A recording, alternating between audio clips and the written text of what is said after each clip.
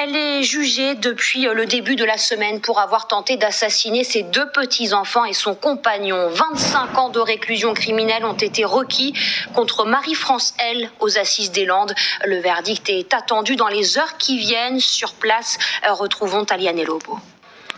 Le verdict devrait tomber dans les prochaines heures. La grand-mère encourt la réclusion criminelle à perpétuité pour la tentative d'assassinat envers ses 2 petits-fils et son compagnon.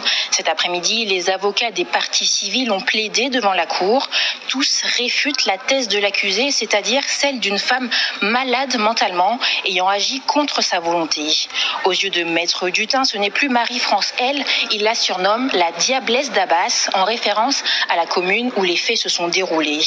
En parlant des 3 victimes, il lui lance, je cite, « Ils ont réchappé de la fumée, des flammes de l'enfer ». Et puis, il y a la fille de l'accusé qui est également la mère des 2 victimes. Elle est toujours tiraillée entre ces 2 positions. Impossible pour elle d'imaginer une peine adéquate selon son avocat. On l'écoute. C'est extrêmement douloureux pour elle. Elle est écartelée entre la loyauté vis-à-vis de sa mère, même si elle trouve son geste horrible, et l'amour inconditionnel pour ses enfants. Donc, c'est la position la pire qu'il puisse y avoir la place qu'elle a.